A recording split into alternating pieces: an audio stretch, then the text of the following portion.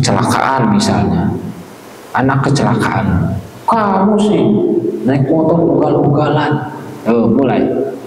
Nah, itu gejala pertama, ya, mulai mengkufur. Lawan dari iman itu kufur. Gejala kufur. Sebab kenapa? Takdir buruknya dari Allah. Ya. Makanya ketika kita dapat musibah, apapun bentuk musibahnya, kembalikan dulu kepada Allah. Makanya ada bahasa kalimat tarbiyah itu, inna lillahi wa inna ilaihi raji'un, untuk mengingatkan.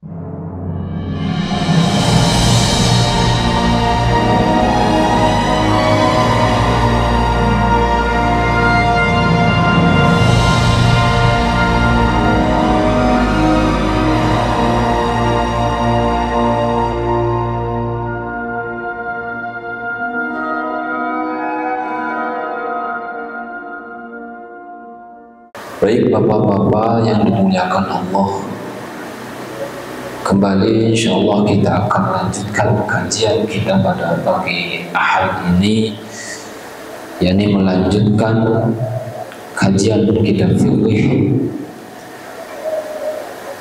yaitu matan kitab Safinatul Najah karangan Syekh Salim bin Sumair, asli ulama asli Indonesia, yang diantaranya juga kitab tersebut disyarahi atau diperjelas, dijabarkan lagi oleh ulama Indonesia juga yang tak kalah masyhur, yakni Syekh Nawawi Al-Bantani. Beliau mensyarahi kitab Safinatul Najah dengan judul kitabnya Kashifatus Sajah.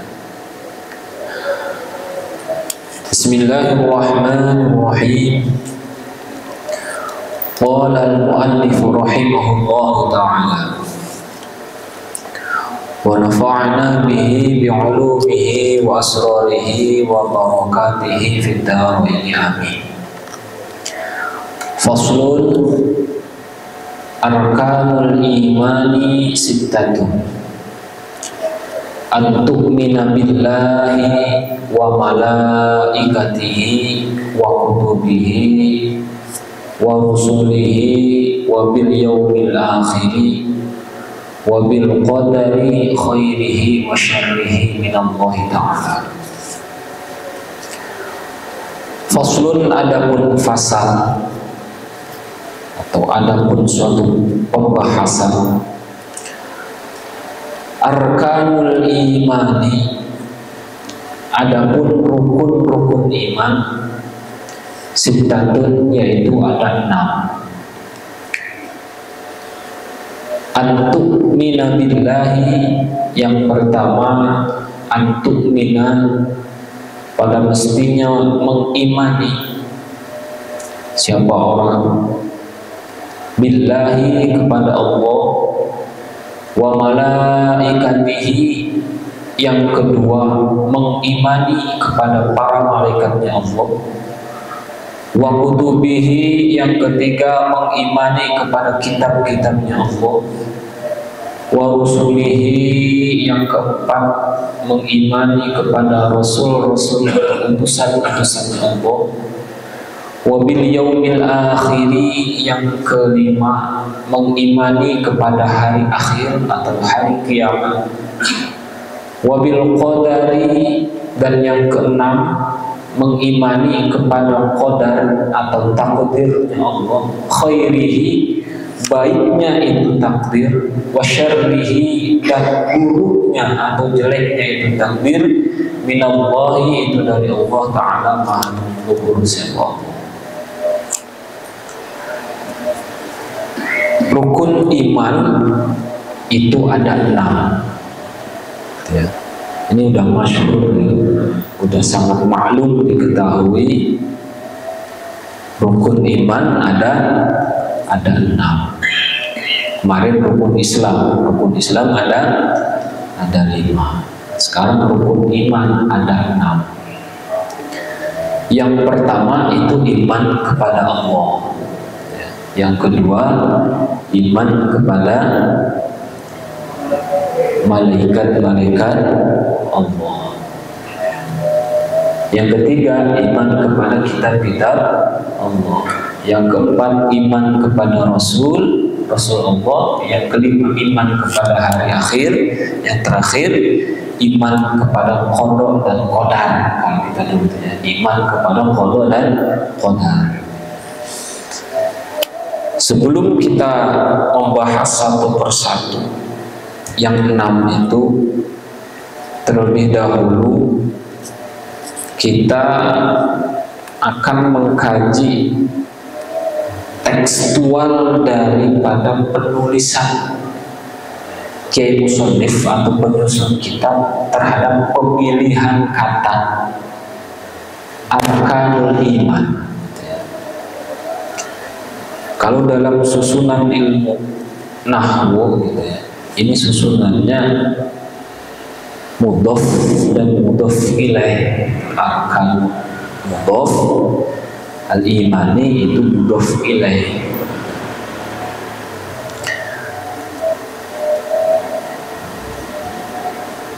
Nah, di dalam penyusunan mudhof dan mudhof ilaih itu pada umumnya itu tatanan kalimatnya itu mestinya satu tingkatan atau satu level gitu ya, satu level. Kalau kalimat mudhofnya itu berupa mufrad, maka sebaiknya mudhof ilaihnya juga berupa mufrad. Kalau mudhofnya berupa jama', maka mudhof ilaihnya juga harus berupa jama'. Nah, di dalam kalimat ini Kiai Musonif memilih menggunakan kata arkan, itu adalah bentuk dari kata jama', sedangkan al-iman itu bentuk dari kata mufrad. Jadi jama' itu kurang lebih artinya bermakna banyak, ya, bermakna banyak. Sedangkan mufrad itu artinya bermakna tunggal, bermakna satu. Nah, ini tidak ada di dalam bahasa Indonesia, tidak ada. Kalau dalam bahasa Arab itu ada. Satu kata itu bisa memiliki 3 cabang. Bisa bermakna tunggal, bisa bermakna 2, dan bisa bermakna banyak atau jamak. Jadi 1, 2, dan jamak. Jamak itu terhitung berarti dari 3 ke atas. Nah, kalau bahasa Indonesia kan tidak ada. Ya, kalau orang, ya orang itu berarti 1. Kalau orang banyak tinggal ditambah banyak orang. Nah, kalau bahasa Arab itu tidak begitu. Jadi misalnya kalau orang itu al-insan, gitu ya, 1. Nah, bentuk jamaknya itu bukan menggunakan jamul insan, itu banyak manusia, tapi al-insan dimodifikasi menjadi bentuk jamak. Nah, sebagaimana ini rukun, al-arkanun itu bentuk dari jamak yang mufradnya atau bentuk kata tunggalnya itu ruknun. Ruknun, jadi jamaknya arkan, ada gunakan jamak taksir. Nah, sedangkan pada lafaz yang dimudhof ilaihnya al-iman itu bentuknya mufrad. Artinya secara susunan nahwu itu kurang tepat gitu. Mestinya kalau mufrad sama mufrad lagi. Tapi ini susunan jamak dimudhof ilaihnya itu mufrad. Nah, berarti ini ada yang perlu dibahas. Ada rahasia di dalam pemilihan makna ini, di dalam pemilihan kata ini. Kenapa kemudian Kiai Musonif atau Syekh Salim bin Sumer menggunakan padanan kata arkanul iman, tidak ruknul iman, gitu. Tidak ruknul iman, tapi arkanul iman. Nah, di syarahnya dijelaskan itu karena ala haqiqatil iman sittatun li'annal iman alladhi wa tasdiqul qalbi yata'allaqu bi ma'na yatamassaku bidzalik. Jadi iman itu pengertiannya adalah membenarkan dengan hati, ya, membenarkan dengan hati yang terkait kepada makna, ya. Membenarkan dengan hati yang terkait kepada makna, kepada ucapannya. Kemudian diteruskan fal iman lughatun mutlaqun at-tasdiqu sawa'un kana bima ja'a bihin nabi aw ghairi. Jadi pengertian iman secara bahasa yaitu membenarkan secara mutlak, ya, membenarkan secara mutlak terhadap apapun yang datang dari baginda Nabi Muhammad Sallallahu Alaihi Wasallam ataupun dari yang selain beliau, ya. Jadi pengertian iman secara bahasa adalah membenarkan, ya, membenarkan apapun yang datang dari baginda Nabi atau dari selain baginda Nabi. Nah, sedangkan menurut syariat, ya, wa syar'an at-tasdiqu bi jami'i ma jaa'a bihi an-nabiy sallallahu alaihi wasallam mimma ilmu min ad-dini bid-darurati la mutlaqan bi ma'na tasdiqi wa huwa hadithun nafs.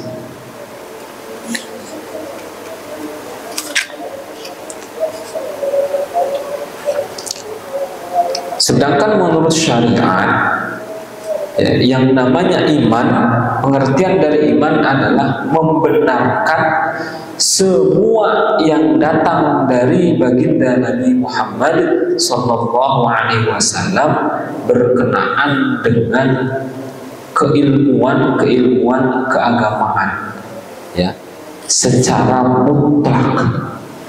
Artinya ketika tidak datang dari baginda Nabi Muhammad itu tidak mutlak kebenarannya, ya.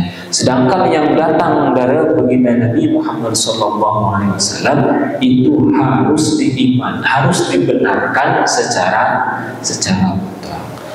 Nah, jadi kalau pengertian iman itu adalah membenarkan secara mutlak, kemudian apa rahasianya digabungkan dengan arkan, rukun-rukun yang tadi itu berkaitan dengan pembenaran kepada 6 yang rukun tadi itu harus secara mutlak, ya.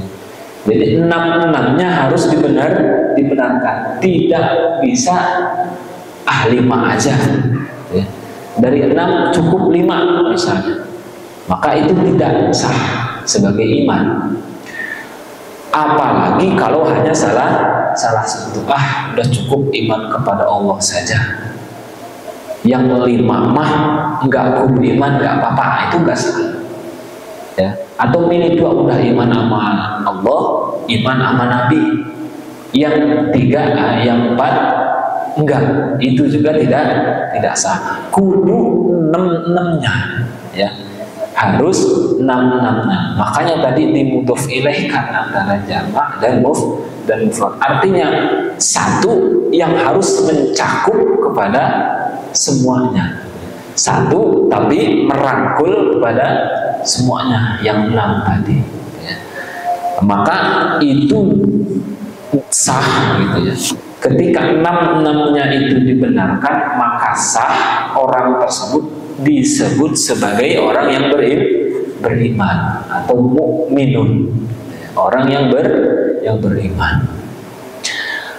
Makanya kenapa orang Yahudi, ya, meskipun dia menyembah Allah itu tertolak imannya, dan orang Nasrani juga menyembah Allah tapi juga tertolak imannya karena gugur dari salah satu rukun yang 6, ya, gugur dari salah satu rukun yang 6. Contoh orang Yahudi yang diabadikan di surah Fatihah menurut para ulama tafsir, Itu pada tafsiran ghairil maghdubi alaihim, ya, itu adalah tafsiran kepada orang-orang Yahudi. Orang Yahudi itu orang yang dibenci, yang maghdub. Maka kita berdoa, siratal ladzina an'amta alaihim ghairil maghdubi alaihim, supaya tidak termasuk golongan orang-orang yang dibenci, yang dimurkai, yang dimarahi sama Allah. Siapa? Kata para ulama tafsir, mereka adalah Yahudi. Mereka adalah orang-orang Yahudi. Nah, ketika Allah murka berarti imannya tertolak. Kenapa tertolak? Karena tidak mengimani salah satu yang 6. Mana yang 6? Ya, salah satu yang 6 yang tidak diimani, yang 4. Ya. Tidak mengimani rasul-rasulnya Allah. Bahasanya kan jamak, wa rusulih, rasul-rasulnya Allah. Bukan hanya salah satu rasul, tapi semua rasul. Ya. Ya, rasul itu yang wajib kita imani itu ada 25. Ya. Yang masyhur Nabi dan Rasul itu ada 25. Nah, sedangkan ya, para ulama menyebutkan ya, Rasul itu jumlahnya 313 Rasul, ya, Rasul. Nah, orang-orang Yahudi itu hanya mentok kepada Nabi Musa. Mereka hanya mentok kepada Nabi Musa. Ke atasnya mereka nggak mau iman, bahkan dibunuh. Para rasul, para nabi setelah Nabi Musa itu dibunuh sama mereka. Makanya tadi Allah murka, ya, sehingga diabadikan tadi ghairil maghdub, supaya kita tidak bagian dari yang dibenci. Nah, yang dibenci tadi orang-orang Yahudi yang udahlah mereka tidak mengimani para rasul setelah Nabi Musa, juga dibunuh keterlaluan. Nah, sedangkan orang Nasrani itu waladhdallin, dan orang-orang yang tersesat. Siapa mereka? Mereka adalah orang Nasrani menurut penafsiran dari para mufassir, para ahli-ahli tafsir. Kenapa mereka sesat? Ya, karena salah dengar. Awalnya salah dengar. Ketika mulai umat Nasrani itu kacau itu kan ketika Bunda Maryam hamil tanpa ada yang menghamili, tidak ada suaminya, orang dikurung di dalam masjid gitu ya. Kalau sekarang kita sebut masjid gitu ya. Di dalam masjid yang bisa ngelongok cuman bapaknya gitu ya. Tapi kok hamil gitu.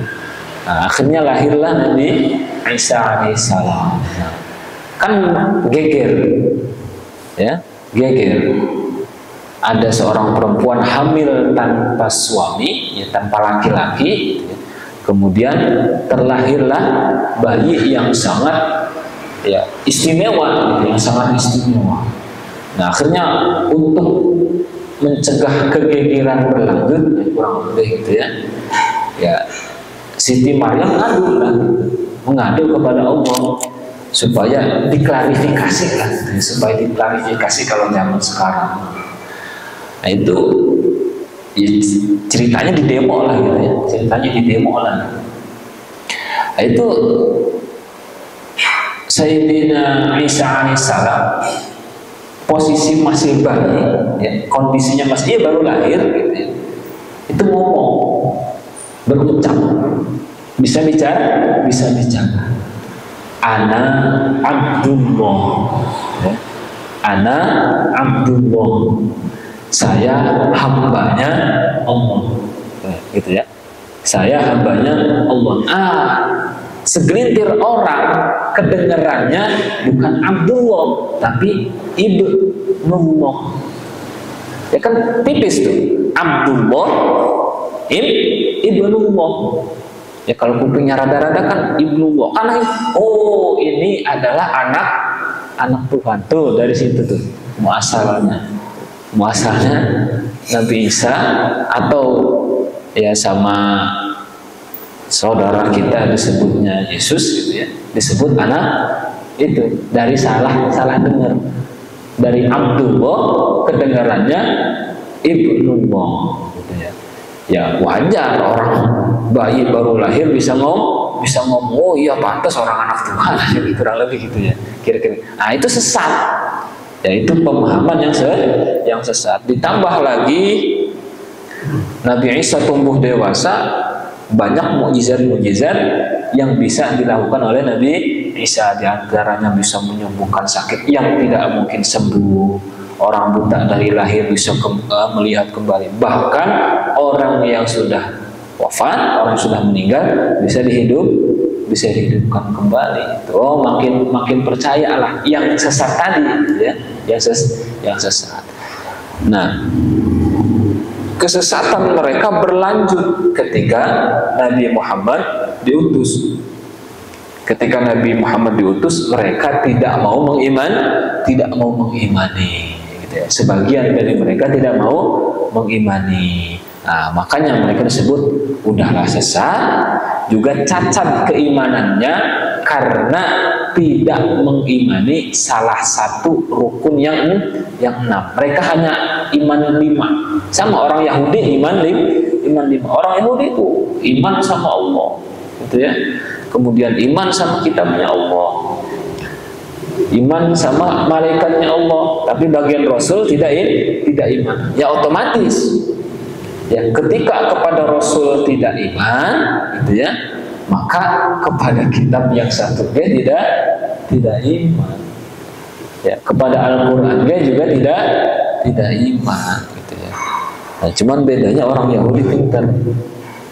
Ya, orang Yahudi itu Masya Allah ya, emang dianugerahi oleh Allah itu kecerdasan luar biasa, kelicikannya juga luar biasa, ahli siasat itu orang Yahudi.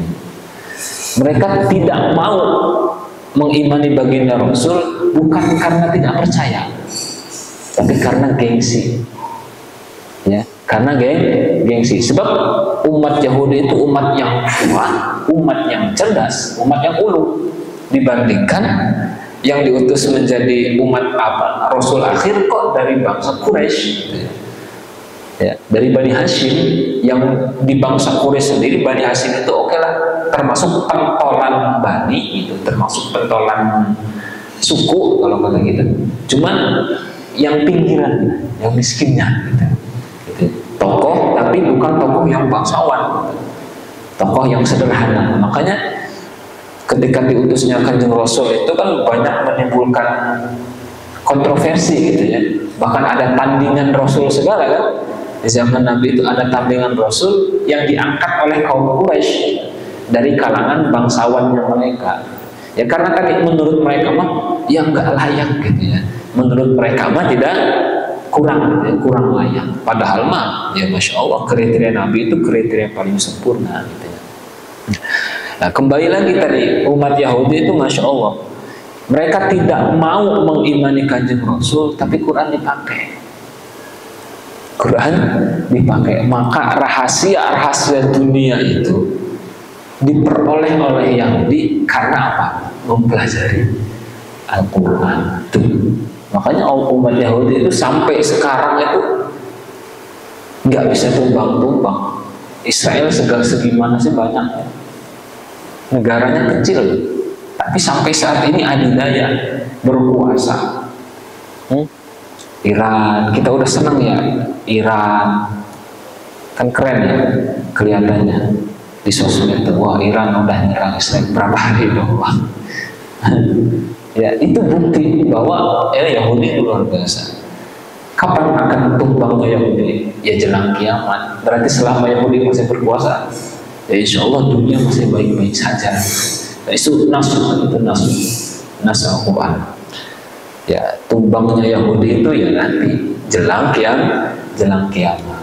Artinya ketika sekarang Yahudi masih merajalela, gitu ya, itu artinya Allah belum menghendaki dunia ini kiamat dalam waktu yang dekat. Kenapa? Karena masih sayang sama umatnya baginda Nabi, supaya masih mau pada taubat, gitu ya. Nah, kita balik lagi. Ya, rukun rukun iman yang 6, yang pertama adalah iman kepada Allah.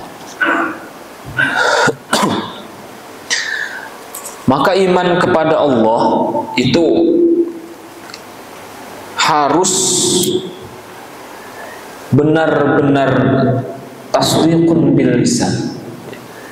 Ya, harus diucapkan dengan lisan.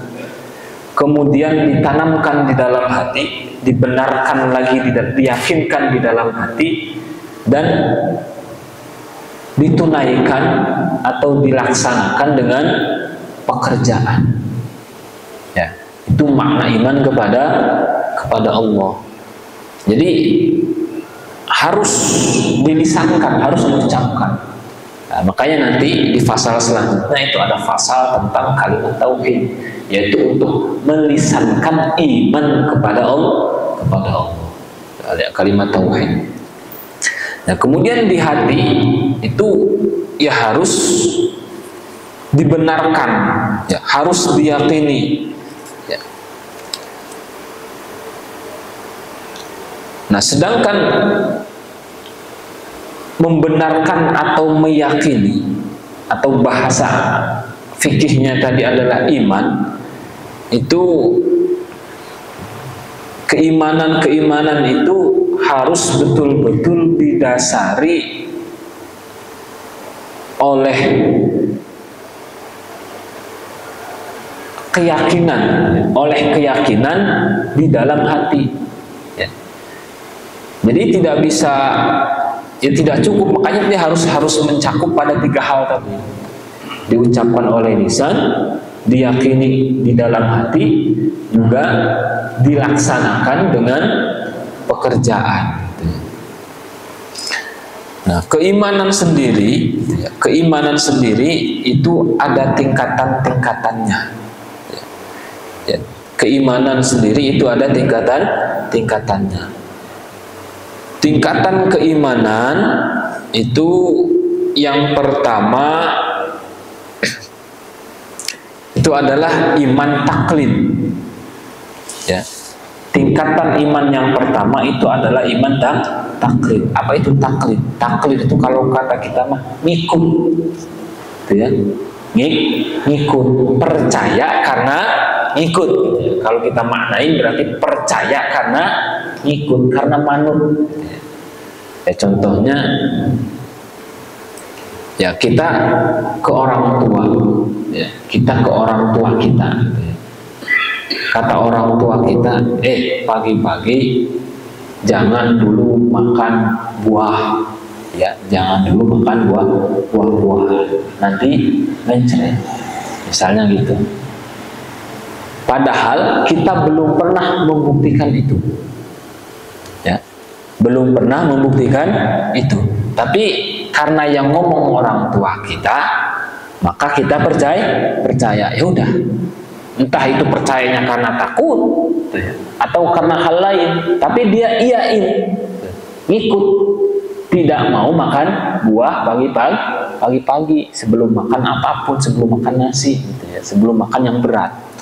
Nah, percayanya tadi itu disebut percaya taklid, tanpa pembuktian, ngikut doang, ya. Hanya sekedar ngikut doang. Nah, itu tingkatan iman yang pertama. Nah, kemudian tingkatan iman yang kedua itu disebut tingkatan iman ilmu. Ya, tingkatan iman ilmu. Apa itu tingkatan iman bil ilmi? Yaitu percaya karena mengetahui. Ya, percaya karena tahu alasannya. Baik itu alasan yang bisa diketahui dengan indera, gitu ya. Ya, bisa diketahui dengan indera atau diketahui dengan rasio logika, ya, atau dengan akal. Ya, bisa itu alasannya dengan indera, artinya terbukti dengan indera kita, atau dengan logika, rasio logika. Nah, itu tingkatan iman ilmu namanya. Ya, contoh yang tadi lagi, ya, jangan makan buah pagi-pagi sebelum sarapan. ya, nantinya mencret. Nah, kebetulan kita udah agak besar, udah sekolah, dan di sekolah diajarin tentang hal tersebut, ya, bahwa perut kita ini ada namanya lambung, yang di lambung itu ada namanya zat asam lambung. Itu zat asam lambung jangan dipicu oleh yang asam-asam, nanti asam lambungnya naik yang memicu sakit perut, misalnya begitu. Kita tahu itu ada alasannya karena tahu ada ilmunya. Nah, itu tingkatan iman yang kedua, disebutnya tingkatan iman ilmi, ya, imanun ilmi, ya, atau imanun bil ilmi. Kemudian yang ketiga yaitu tingkatan ayyan disebutnya, yaitu mengetahui, ya, mengetahui atau meyakini di dalam hati kepada Allah, ya, seakan-akan melihat Allah, ya. Ka'annahu yarahu wa huwa maqamul muraqabah, ya. Jadi hatinya meyakini seakan-akan melihat Allah. Artinya gimana? Nah, jangan disalahpahami. Ini bukan dunia khayalan, gitu ya. Ini bukan dunia khayalan. Ibaratnya begini, kita punya bos, ya, kita kerja sama bos, yang mana bos itu sangat disiplin, ya, bos itu sangat disiplin. Ketika kita lalai kerja 1 hari aja, maka gaji kita dipotong. Maka otomatis setiap hari, baik itu di kantor ada bos, nggak ada bos, kita pasti kerja benar. Nah, apalagi ketika ada bos. Ketika nggak ada bos pun kita kerja benar. Kenapa? Karena tadi tahu konsekuensinya. Kalau sampai ini ketahuan kerja nggak benar, gaji dipotong. Nah, itu definisi dari tingkatan ayyan tadi, ya. Jadi dia iman kepada Allah, ya. Ketika dia sholat, dia seakan-akan sholat itu langsung disaksikan oleh Allah. Kenapa? Karena takut akan nerakanya. Karena kita tahu nih, kita ngaji tentang bab neraka, kita kemudian diiming-imingi dengan bab surga, sehingga seakan-akan, gitu ya, kita mau maksiat takut, wah nanti masuk neraka, ya. Kemudian kita rajin ibadah, kenapa? Wah jaminannya surga. Sampai udah di tingkatan yang ketiga itu, maka itu sudah di tingkatan qur'an. Artinya apa? Sudah pendekatan, ya, sudah pendekatan kepada Allah. Nah, kemudian yang tingkatan yang keempat yaitu tingkatan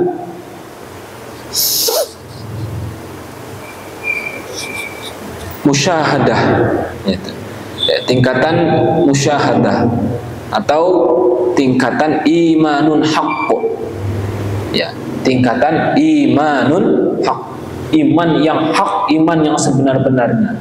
Nah, ini lebih tinggi lagi dari tingkatan yang ketiga tadi. Kalau tingkatan yang ketiga tadi karena masih ada karenanya, gitu ya, masih ada karenanya, karena takut neraka atau karena motivasi surga. Nah, kalau yang 4 imanun yang hak ini merupakan iman yang sudah di tingkatan, kalau bahasa thariqahnya itu di tingkatan ma'rifat, ya, sudah di tingkatan ma'rifat. Artinya sudah bukan karena surga dan neraka, ya, bukan karena surga dan neraka, tapi ya semata-mata mengharap ridhonya Allah, mengharap ridhonya, udah sebatas itu, ya, udah sebatas itu. Jadi tanpa ada lagi iming-iming surga, tanpa ada lagi ancaman-ancaman neraka. Nah, itu udah tingkatan-tingkatan imanun haq. Dan yang terakhir itu ainun. atau disebut juga ainul yakin. Nah, ini udah tingkatan yang mentok. Ya. Tingkatan kalau bahasa thariqah ini mah udah hakikat.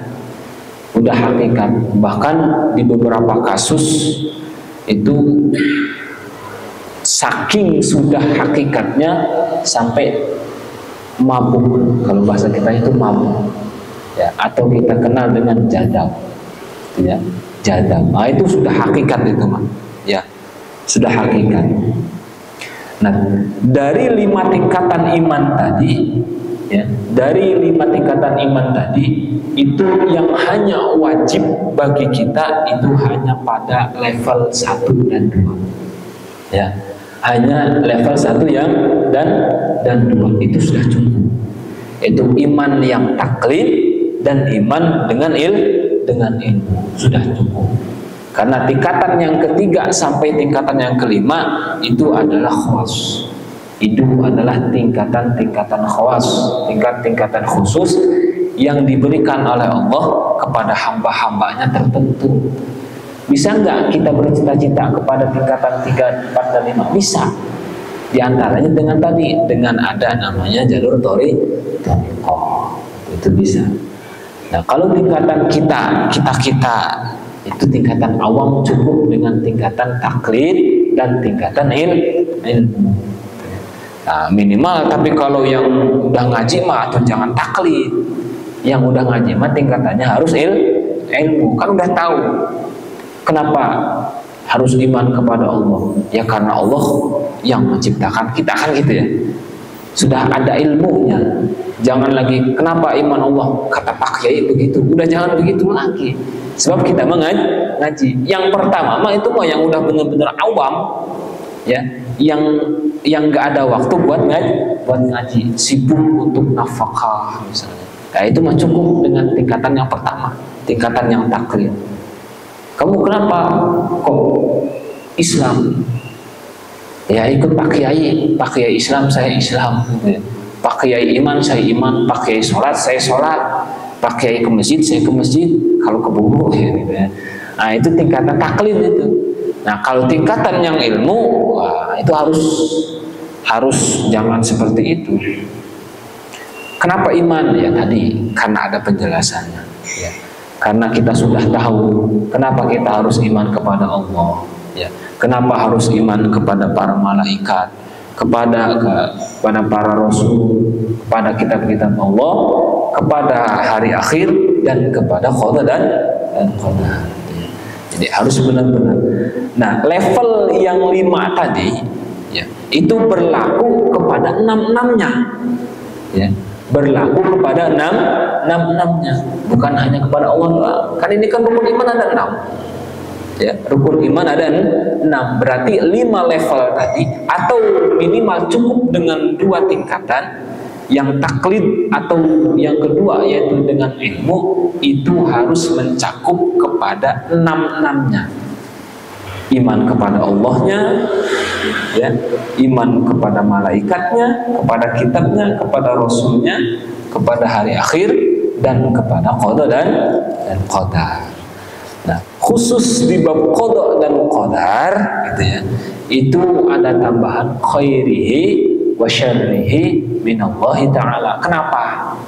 Karena Kiai Musannif atau penyusun kitab mengingatkan kepada kita yang ngakunya beriman, ya, kepada qadar, supaya lebih berhati-hati lagi.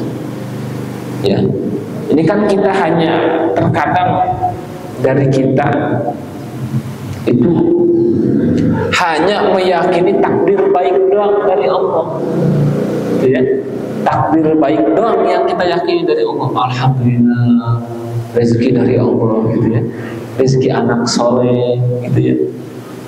Oh, giliran celaka, ya, giliran takdir buruk, kecelakaan misalnya, anak kecelakaan, kamu sih naik motor ugal-ugalan, mulai. Nah, itu gejala pertama, ya, mulai mengkufur. Lawan dari iman itu kufur, gejala kufur. Sebab kenapa? takdir buruknya dari Allah. Ya. Makanya ketika kita dapat musibah, apapun bentuk musibahnya, kembalikan dulu kepada Allah. Makanya ada bahasa kalimat tarbiyah itu, inna lillahi wa inna ilaihi raji'un, untuk mengingatkan, untuk terus diingatkan ketika dapat takdir buruk itu ya dari Allah. Ya. Sebab ya tadi, ketika kita mengkufuri, ya kayak bahasa tadi, gara-gara ini sih gitu ya, Pak, anak sakit, habis main dari mana?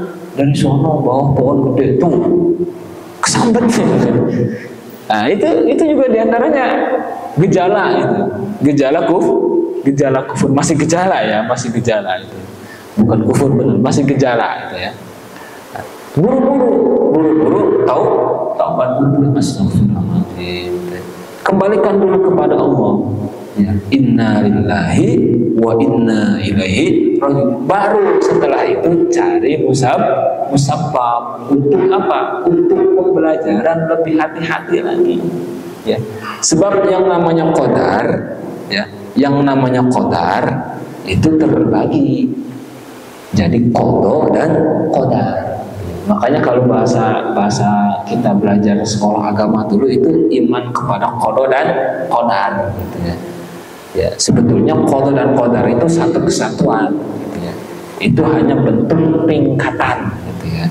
Bentuk tingkatan. Qada dulu baru qadar gitu. Qada dulu baru qadar. Artinya qada itu ya ketentuan gitu ya. Ketentuan. Kalau qadar itu udah sampai, ya namanya kadar udah sampai pada titiknya, udah sampai pada, kalau ini pada titiknya. Ya misalnya contoh kecil begini. Tadi subuh, menjelang subuh, ya, menjelang subuh kita terdengar suara adzan misalnya, atau terdengar yang memanggil, membangunkan dari masjid untuk jamaah subuh. Nah di situ banyak pilihan deh tuh. Lanjut tidur, ya, atau bangun ke kamar mandi kencing tidur lagi, ya, atau bangun ke kamar mandi wudhu berangkat ke masjid, ya, atau bangun ke kamar mandi berangkat ke masjid, nggak tahu di jalan ada apa kita mampir. Nah itu semua itu qada, ya, itu semua itu qada, pilihan jalan yang akan kita tempuh itu qada. Nah hasil akhirnya kita nyampe di masjid, itulah qadar. Berarti Allah mentakdirkan kita ke masjid. Kalau ternyata tadi kita lanjut tidur, berarti qadarnya adalah tidur. Qadarnya kan tadi banyak, pilihannya itu banyak. Kayak tadi anak kecelakaan, itu ya, anak kecelakaan. Qadarnya kan banyak. Ya, dia jalan motornya kebut, ugal-ugalan, atau hati-hati, atau bahkan pakai pengaman lengkap, semua itu kan tidak ada jaminan. Ya, itu kodok semuanya.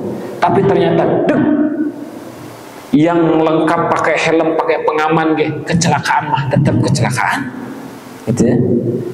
Yang ugal-ugalan, kebut-kebutan, jemping-jempingan, kalau belum qadarnya dia kecelakaan, ya selamat. Ya selamat. Karena tadi berarti belum sampai kepada qadar, belum sampai kepada titiknya. Nah itu apa ya, tingkatan qada dan qadar. Ya kedua-duanya dari Allah, baiknya ataupun makanya ada Allah alam itu ungkapan hadis atau ungkapan dari para ulama, la yaruddul qada illa bid du'a, la yaruddul qada illa bis sadaqah, la yaruddul qada illa bis silaturahim, dan sebagainya. Tanda kutipnya di situ adalah qada. Tidak akan ada yang bisa merubah qada kecuali doa, kecuali sedekah, kecuali silaturahim, dan sebagainya.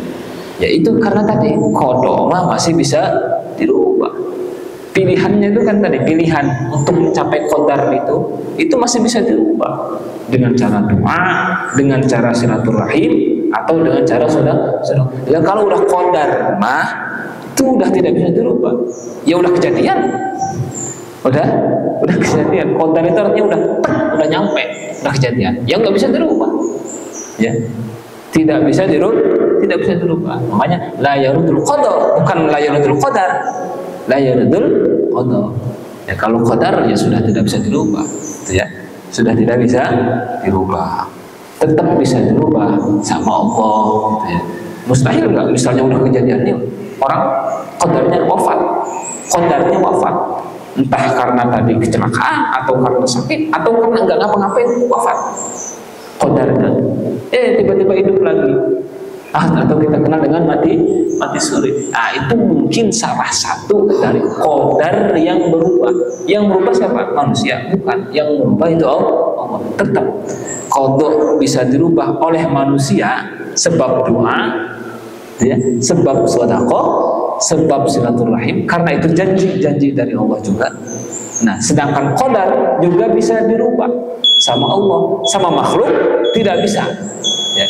Qada bisa dirubah oleh makhluk sebab tadi, tapi kalau qadar tidak bisa dirubah oleh makhluk, yang bisa merubah hanya Allah. Ya.